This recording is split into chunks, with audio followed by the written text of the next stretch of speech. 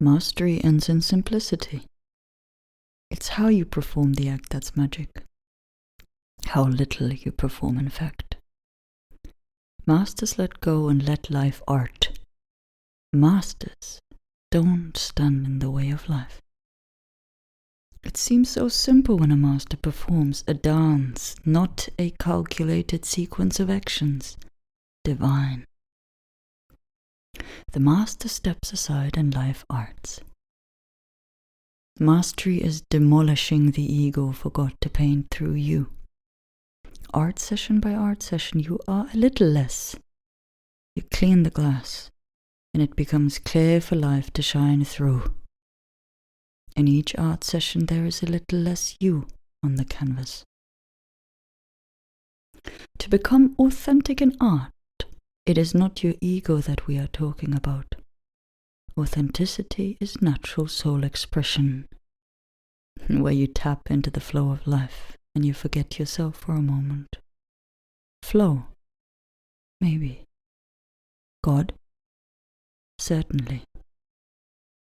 When you are authentic, the little pity part of you is no more.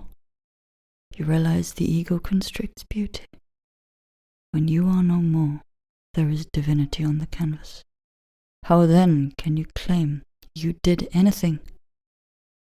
And yet you are hailed as a master.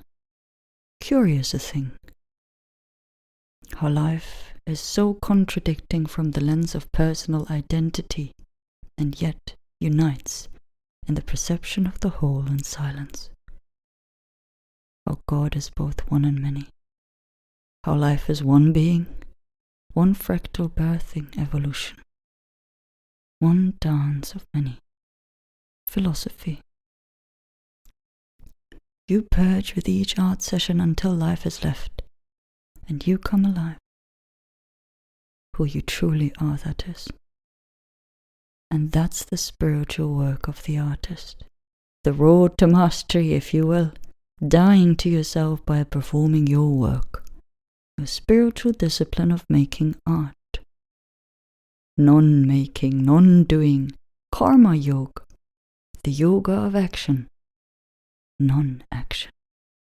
Being, silence, art is left. A master doesn't stand in the way of life.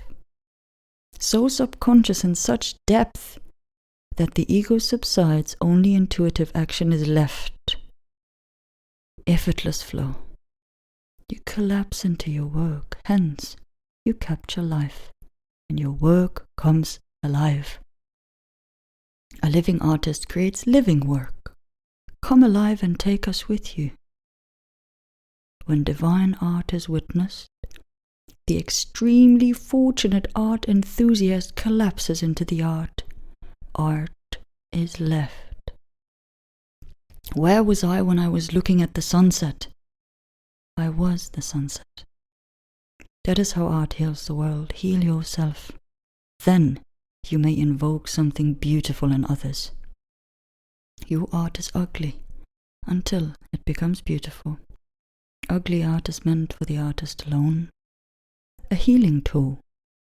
Only when the artist opens a window to God and light shines through, does art become a healing modality for others.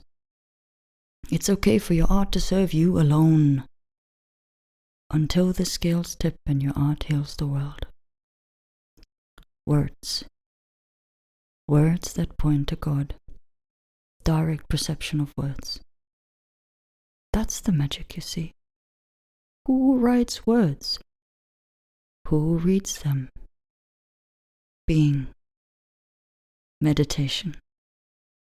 The pulse of life through the veins of a master onto the canvas, encapsulating life. A drink for the thirsty. Art heals self-expression, heals the corrupted self-identity, and restores self-worth. The road to mastery is hard and long, but what is your alternative? Art. Nothing else, art or nothing. To return home to God by your craft. That is your spiritual discipline, where you dissolve into your work and your work is left. It's all that's left. What is left? A flame that burns through your art and lights hearts on fire. Such art is divine and imparts life to the ripe perceiver of the art as it is consumed alone. Alone? Isn't that art, tell me? A renaissance, personal change, and the wave of living artists enlightening the world one piece of art at a time.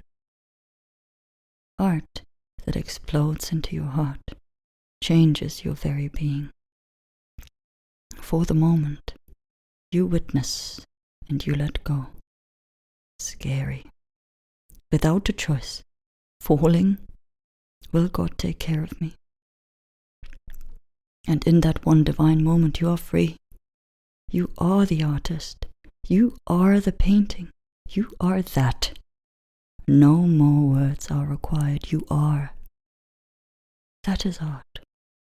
All other art is dead. A living artist creates living art.